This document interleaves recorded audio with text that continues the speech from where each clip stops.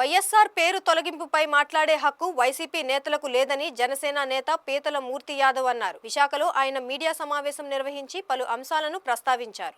ఈ సందర్భంగా మూర్తి యాదవ్ మాట్లాడుతూ విశాఖ క్రికెట్ స్టేడియం పేరులో నుండి వైఎస్ఆర్ పేరును తొలగించామంటూ వైసీపీ నేతలు అనవసర రాద్ధాంతం చేస్తున్నారని దుయ్యబట్టారు. వైఎస్ఆర్ ఫోటో పెట్టుకుని ఎన్నికల్లో గెలిచిన జగన్ అధికారంలోకి వచ్చాక వైఎస్ఆర్ పేరును తానే పక్కకు పెట్టారని విమర్శించారు.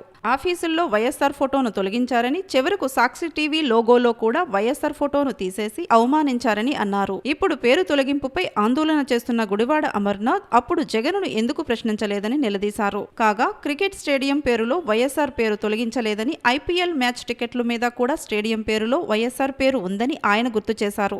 జగన్మోహన్ రెడ్డి ప్రభుత్వంలో జగనన్న విద్యా దీవెన, జగనన్న వసతి అన్నాడు కానీ ఏ రోజైనా వైఎస్ఆర్ విద్యా దీవెన, వైఎస్ఆర్ వసతి అలాగా జగన్మోహన్ రెడ్డి పథకాలకి వైఎస్ పేరు ఎందుకు పెట్టలేకపోయినప్పుడు ఎందుకు మరి వైసీపీ నేతలు కానీ ఇప్పుడు అమర్ కానీ ఎందుకు జగన్మోహన్ రెడ్డి ప్రశ్నించలేకపోయారు?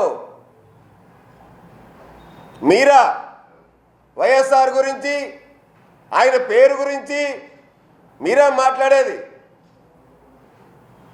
ఆ మాట్లాడేటువంటి నైతిక హక్కు అసలు వైసీపీ నాయకులకు కానీ అమర్కి కానీ ఉందా? నిన్న ఎక్కడ చేశాడు అమరు? వైఎస్ఆర్ క్రికెట్ స్టేడియం దగ్గర చేశాడు.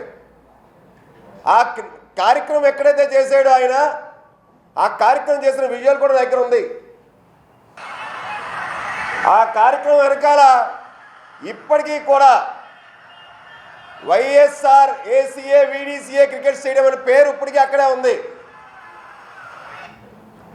ఇది కూడా కనీసం అమర కళ్ళకి కనిపించేటట్టు ఉంది. రేపు 24వ తారీఖున జరగబోయేటువంటి క్రికెట్ మ్యాచ్ టికెట్ ఇది. రేపు 24వ తారీఖున జరగబోయేటువంటి క్రికెట్ మ్యాచ్ టికెట్ ఇది.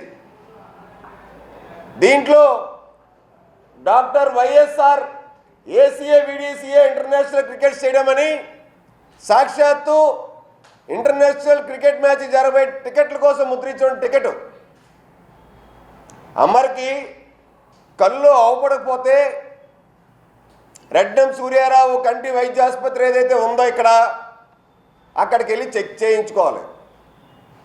కళ్ళు పోయి ముళ్ళేరుకోవడం అంటే ఇదేనేమో.